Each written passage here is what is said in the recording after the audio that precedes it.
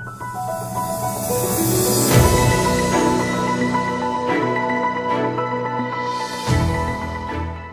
and welcome to the weekly World Climate Change News. This is Reem Tamer from Egypt and here are today's headlines.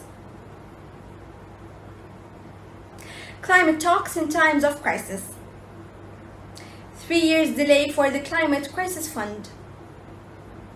Emissions spike again after COVID.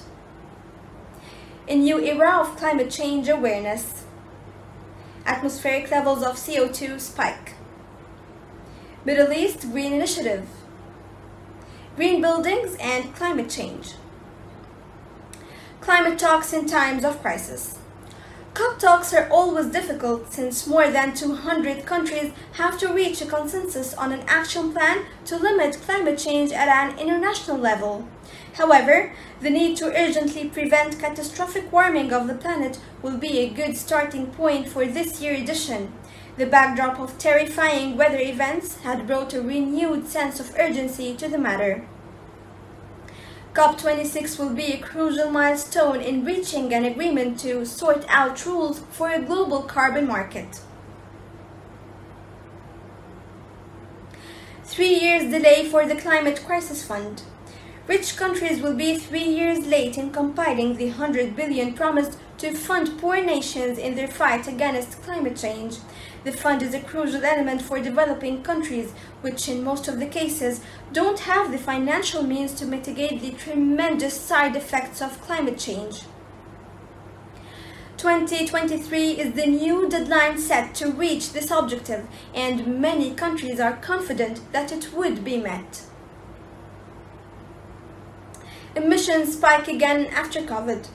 The UNEP 2021 Emissions Gap Index depicted that the hopes for a green recovery in 2020 following COVID-19 pandemic have not translated into a real positive outcome for climate change.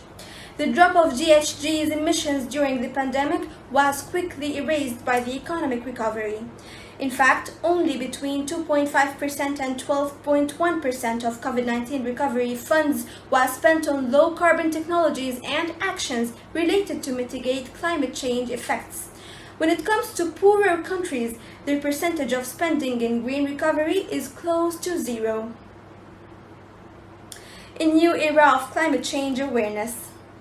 A survey including more than 30,000 people revealed that 56% of the respondents want their governments to play a significant role in COP26 summit. Awareness on climate change has increased over the years. People in favor of concrete action have increased from 43% in 2015 to 58% in 2021. This change will go largely back to people witnessing unusual weather patterns in the past few years. Experiencing in the first person that kind of hazardous event had made people more supportive of the government's initiatives on climate change. Atmospheric levels of CO2 spike. The UN's World Meteorological Organization issued a warning that atmospheric levels of greenhouse gases are the highest they have been in 5 million years. Concentrations of CO2 rose faster in 2020 alone than in the past decade, with the rapid rise persisting into 2021. If this trend continues, temperatures will swiftly surpass the 1.5-degree target, leading to catastrophic climate-related impacts. WMO Secretary General warns we must transform our commitment into action before our small window of opportunity closes. Middle East Green Initiative. Ahead of the climate change conference, the Saudi Crown Prince Mohammed bin Salman announced the Middle East Green Initiative, a first for the region. As a part of the initiative, 50 billion trees will be planted in order to reduce carbon emissions. The UN Deputy Chief has lauded the introduction of the Middle East Green Initiative as a valuable commitment and a strategic vision. The UN Deputy Chief has also urged leaders to make the COP26 a real turning point in the battle against climate change. Green buildings and climate change.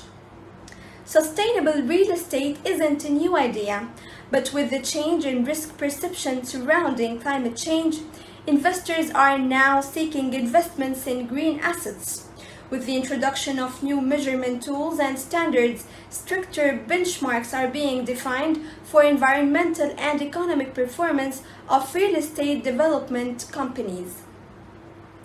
According to statistics reported by Servist, an artificial intelligence platform for monitoring corporate climate risk, 88% of large companies have a physical asset that has been impacted by extreme weather.